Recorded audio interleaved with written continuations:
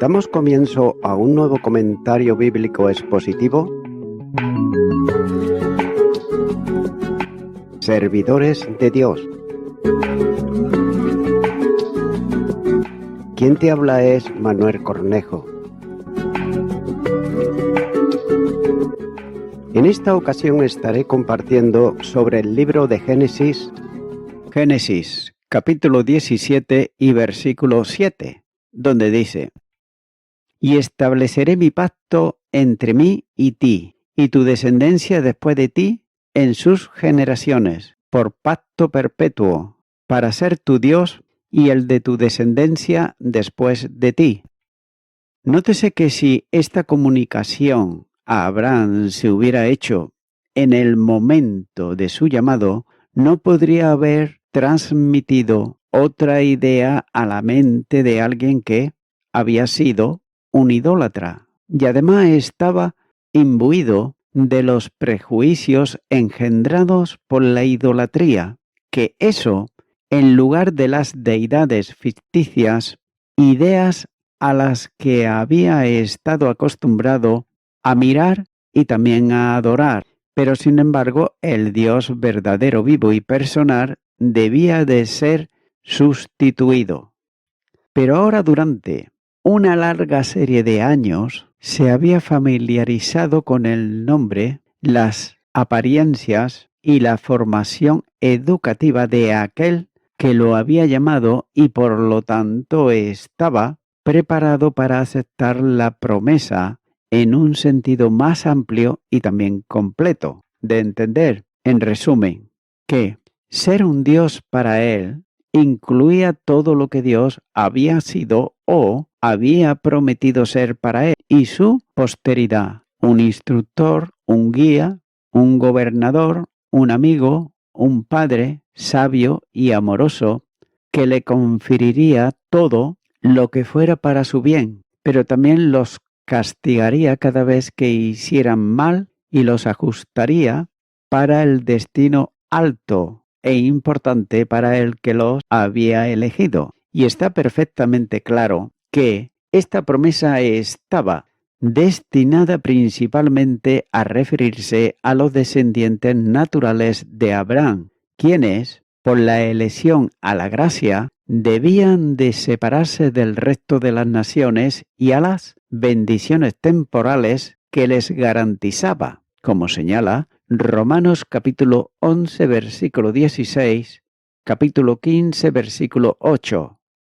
Estaban en su capacidad colectiva para formar la iglesia externa visible, y en el sentido de que eran una generación elegida, es decir, un pueblo especial, aunque muchos de ellos eran también, por otro lado, incrédulos. Ellos debían de ser llamados el pueblo de Dios, como se manifiesta en las palabras en sus generaciones. En este sentido, en parte, el pacto se llama un pacto eterno, porque continuó en vigor hasta la promulgación del Evangelio, cuando cesó la distinción nacional por la admisión de toda la humanidad a las bendiciones espirituales contenidas en el pacto abránico, como señala Efesios capítulo 2 y versículo 14. Pero además, en un punto de vista espiritual, se llama un pacto eterno. Note que la promesa es una promesa hecha a la iglesia de todas las épocas, porque aquel que no es el Dios de los muertos, sino el Dios de los vivos, llegó a Abraham y a su simiente. Gálatas capítulo 3, versículo 17. Por otro lado, también el signo de la circuncisión fue anexado a ella bajo la dispensación judía. Hechos de los Apóstoles, capítulo 2, versículos 38 y 39, y Gálatas, capítulo 3, todo el capítulo, y Hebreos, capítulo 8, versículo 10, y el bautismo bajo la dispensación cristiana. Este último denota las mismas cosas que antes estaban simbolizadas por la circuncisión y reconoce la misma relación entre padres e hijos. Hechos de los Apóstoles, capítulo 2, versículo 39. La circuncisión es expresamente pronunciada por Pablo como una señal y un sello de bendiciones espirituales. Romanos, capítulo 4, versículo 11. Ya que era un signo que denota la desprestigio del cuerpo de los pecados de la carne, es decir, denota la necesidad de la eliminación de la contaminación del pecado y la necesidad de la pureza interna y externa. También era un sello del pacto, ya que fue Abraham un sello de la justicia, de la fe que tenía, siendo un incircunciso para que pudiera ser el padre de todos los que creen, aunque no estén circuncidados, que la justicia también le sea imputada a ellos. Es decir, no un sello de su propia justificación personal, sino un sello de ese pacto, según las disposiciones de las cuales todos los que deban creer en cualquier época serán justificados por la fe. También fue, por parte de Dios, una solemne promesa de fidelidad en el cumplimiento de las promesas de su pacto. Romanos capítulo 3 versículos 1 y 2.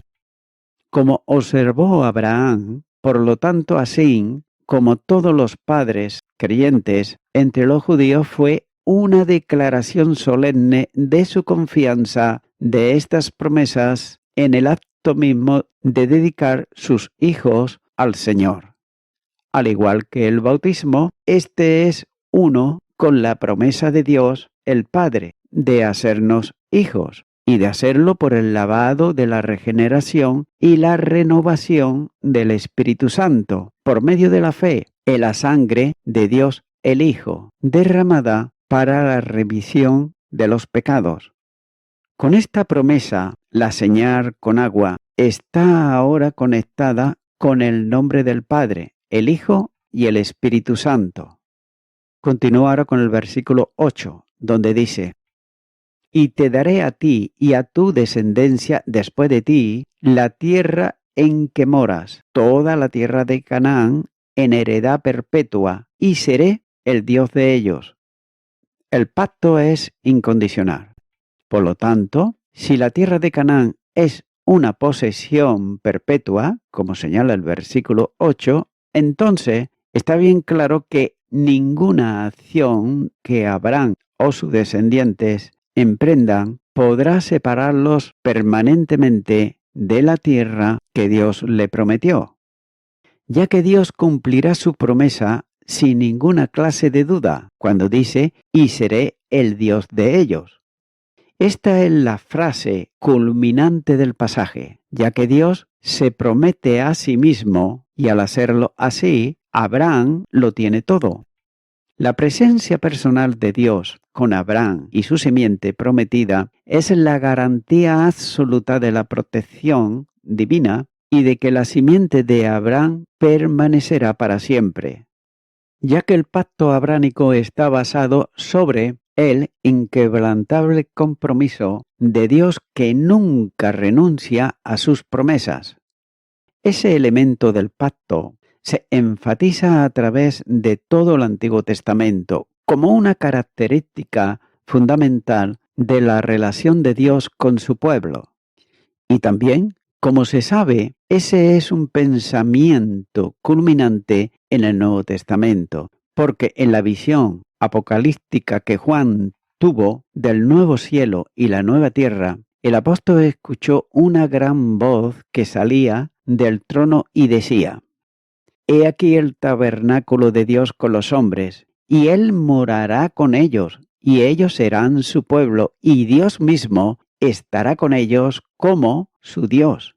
Apocalipsis capítulo 21, versículo 3. Esa es la promesa definitiva y la bendición definitiva, el alma, el espíritu y el corazón mismo de los pactos. La promesa culminante de Dios es que Dios será nuestro Dios y no necesitamos nada más. No cabe duda de que todo lo que se describe en Génesis capítulo 17, los versículos 1 al 8, sorprendió a Abraham en gran manera. Sin embargo, como puede verse, hay un compromiso personal y también solemne de parte de Jehová Dios, que se compromete a cumplir todo lo prometido. Cuando dice, pondré mi pacto entre mí y ti, te multiplicaré en gran manera, serás padre de muchedumbre de gentes, tu nombre será Abraham, haré naciones de ti y reyes saldrán de ti. Estableceré mi pacto contigo y con tu descendencia como pacto perpetuo. Seré tu Dios y el de tu descendencia después de ti. Es asombroso que Dios prometiese eso a Abraham, pero más importante aún es que Dios lo ha de cumplir todo literalmente, al pie de la letra. También es evidente que ningún otro ser humano tuvo una relación con Dios como la que tuvo Abraham. Las Sagradas Escrituras se refieren a Abraham como el amigo de Dios. Segundo libro de Crónicas, capítulo 20, versículos 6 y 7. Y el mismo Señor a través de Isaías dice, pero tú, Israel, siervo mío eres, tú, Jacob, quien yo escogí, descendencia de Abraham, mi amigo. Isaías capítulo 41, versículo 8. Es cierto que Abraham tuvo sus fracasos y sus tiempos también de debilidad espiritual, pero sin embargo, evidentemente, su relación interna con Dios no fue cancelada. No solo el Antiguo Testamento, sino también el Nuevo Testamento dice que el gran patriarca fue llamado amigo de Dios. Santiago capítulo 2, versículo 23. Según estos pasajes, es evidente que la expresión amigo de Dios está ligada a la relación que fue establecida en la estructuración del pacto abránico. Es así que Abraham se convierte en amigo de Dios, llamado justificado y en el proceso de santificación. El Señor Jesucristo llamó a sus discípulos amigos. Evangelio de Juan, capítulo 15, versículo 15. Sin duda, el vocablo amigo sugiere una relación de intimidad. Ese es un modelo diseñado por Dios en respuesta a una fe obediente que Dios obra mediante la gracia soberana. Y de la misma manera que con Abraham Dios nos ofrece también su amistad mediante Cristo Jesús, el Mesías. Una amistad que no podemos ganar ni tampoco merecer, y diseñada para pecadores que están en total bancarrota. Hay ciertas evidencias del establecimiento de esta relación que se enfatiza aquí en este capítulo 17, ya que el pacto abránico fue previsto de una señal que es la circuncisión. En la exposición de este capítulo podrá verse, por ejemplo, alguna de esas cosas que aparecen y están implícitas en el rito de la circuncisión, aunque claramente se puede ver que el rito es una señal de la justificación por la fe, como nos señala Romanos capítulo 4, versículo 11, y una señal también de la necesidad de la pureza de vida, pues el echar de vosotros el cuerpo pecaminoso. Colosenses capítulo 2, versículo 11, que es representado por el rito de la circuncisión en una de las cosas esenciales que distinguen a los amigos de Dios. Continuará con el versículo 9, donde dice, dijo de nuevo Dios a Abraham, en cuanto a ti, guardarás mi pacto, tú y tu descendencia después de ti por tus generaciones. Las palabras iniciales del Señor en este versículo 9 son equivalentes a las del versículo 4, ya que allí Dios dice, enfatizando la actividad divina, en cuanto a mí. Pero aquí en el versículo 9 el Señor enfatiza la responsabilidad humana en las palabras, cuando dice, en cuanto a ti, guardarás mi pacto, tú y tu descendencia después de ti por sus generaciones. Las obligaciones de Abraham y de los participantes también del pacto se pueden notar aquí en este versículo, aunque, sin embargo, sorprende que las estipulaciones no abunden de detalles. Lo importante es, sin embargo, el compromiso. Por otro lado, la circuncisión era la marca de la señal de Dios. Las implicaciones morales pueden dejarse inéditas hasta el Sinaí, porque uno se compromete con el Señor y solo de manera secundaria con un modo de vida. También debe de observarse el vocablo descendencia o simiente, que es singular en el texto hebreo, pero que el contexto requiere que sea considerado como un nombre colectivo. Continúo ahora con los versículos 10 y 11, donde dice, este es mi pacto que guardarás entre mí y vosotros, y tu descendencia después de ti. Será circuncidado todo varón de entre vosotros. Circuncidaréis, pues, la carne de vuestro prepurcio, y será por señal del pacto entre mí y vosotros. Estos versículos contienen un claro bosquejo de las obligaciones estipuladas por Jehová Dios, y Abraham debe, y note esto, de seguirlas para precisamente guardar el pacto establecido por el Señor. Además del mandato expreso del versículo 1, anda delante de mí y sé perfecto, ahora Abraham debe de declarar la intención divina de que todo varón en su simiente sea circuncidado. El sustantivo del pacto en el versículo 10 es usado como una metomina para indicar la señal del pacto o quizás condición del pacto, ya que esta señal del pacto es impuesta sobre Abraham y su simiente como una responsabilidad. Ahora bien, ¿cuál es el origen y el significado de la circuncisión? Nótese que este ritual está apuntando a algo así como ser apartado. Aquí el órgano de procreación es apartado y consagrado a Dios. Deuteronomios capítulo 30 versículo 6 dice, y circuncidará Jehová tu Dios tu corazón y el corazón de tu descendencia, para que ames a Jehová tu Dios con todo tu corazón y con toda tu alma, a fin de que vivas. Y Jeremías capítulo 4 y versículo 4 dice, circuncidaos a Jehová y quitad el prepurcio de vuestro corazón, varones de Judá y moradores de Jerusalén, no sea que mi ira salga como fuego y se encienda y no haya quien la apague por la maldad de vuestras obras. En cuanto al origen, por otro lado, de la práctica, es algo muy difícil también de determinar. Note que la circuncisión se practicaba en otras culturas, por ejemplo, en Egipto. Pero los egipcios no lo hacían como señal de un pacto, sino que para ellos era una norma de mutilación y además solo era practicada a los adultos. Hasta donde se sabe, la circuncisión infantil era practicada solo por los israelitas. Puede conjeturarse, por lo tanto, que el rito de la circuncisión como señal del pacto tiene su origen en las acciones de Abraham, ya que el significado de la circuncisión no está claro, como uno quisiera, a excepción de algunas de sus intenciones.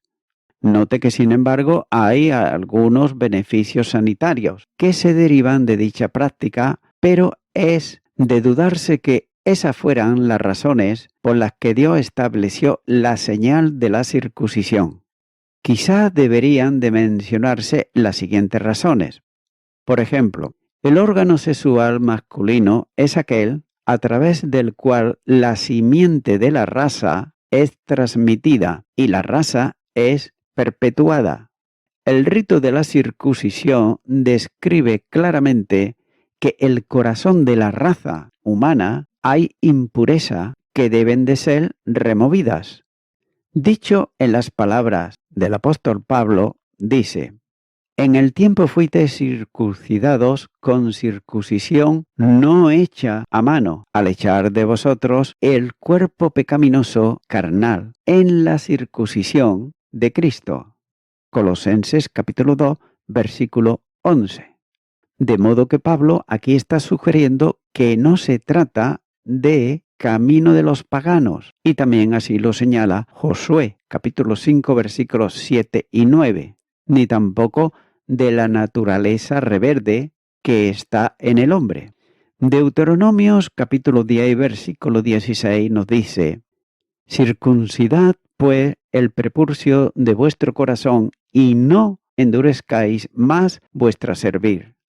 La circuncisión es, por lo tanto, una demostración de la impureza de la naturaleza humana.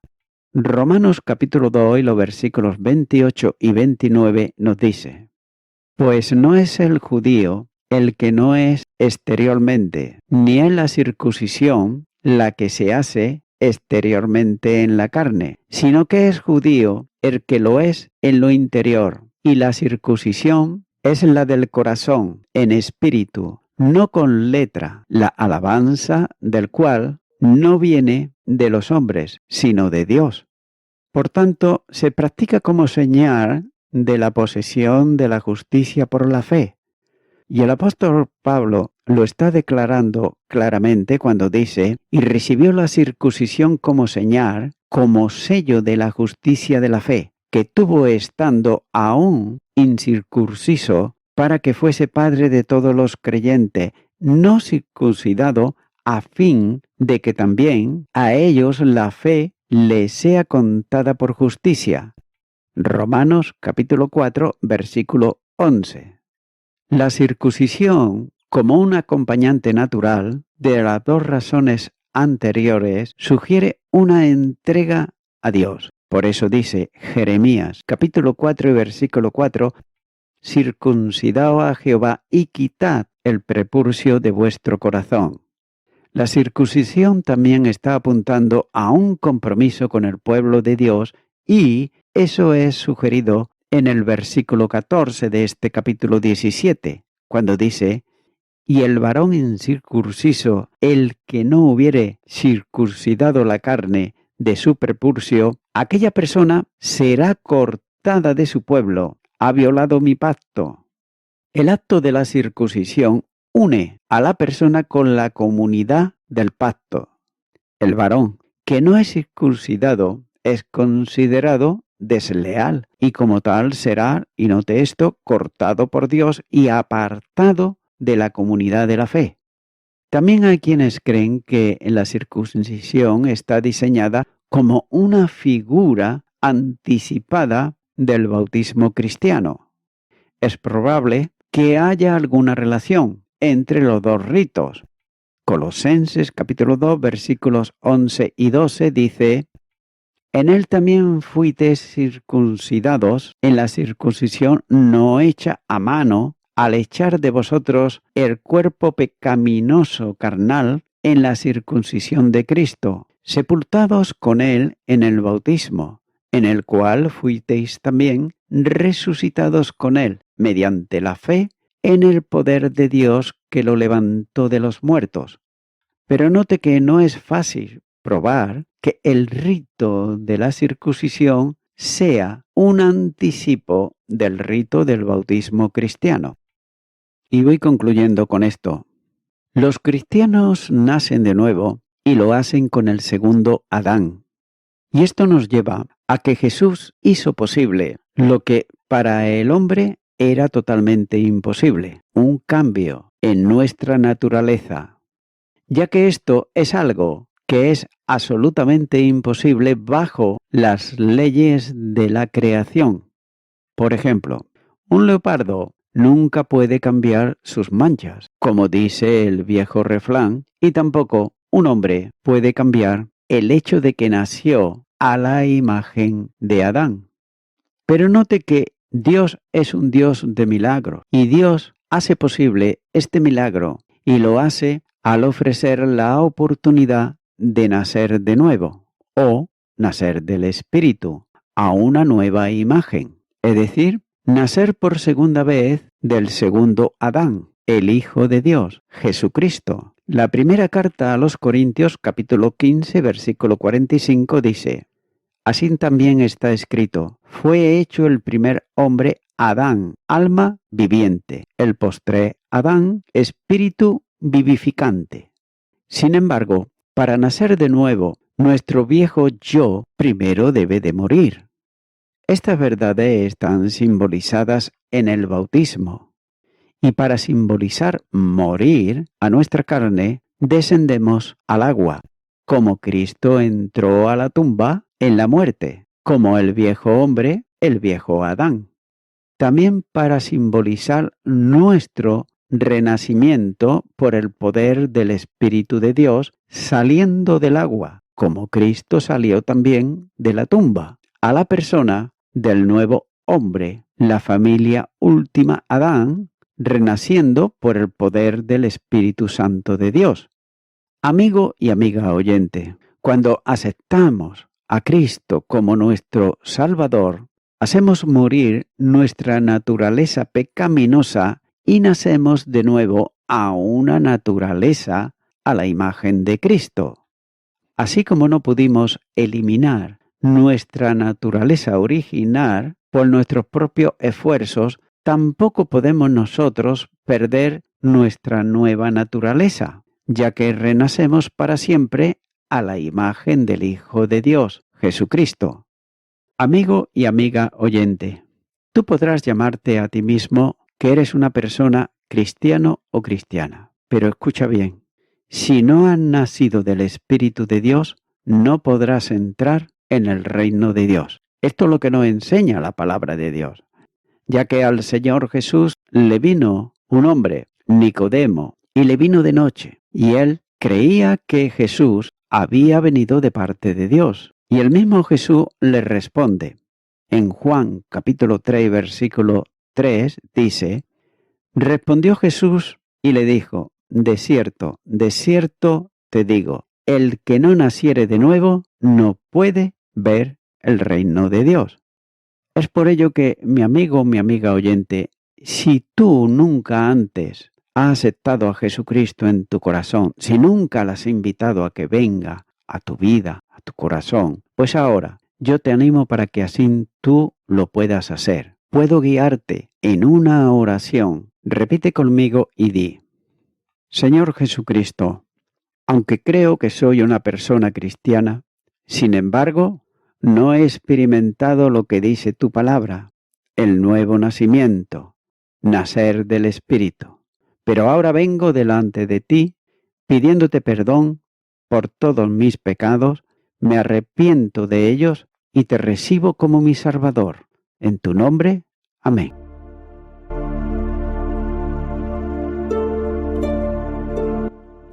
Amigo y amiga oyente, si tú has hecho esta oración de corazón, te recomiendo que comiences a orar a Dios, en primer lugar, en el nombre del Señor Jesucristo.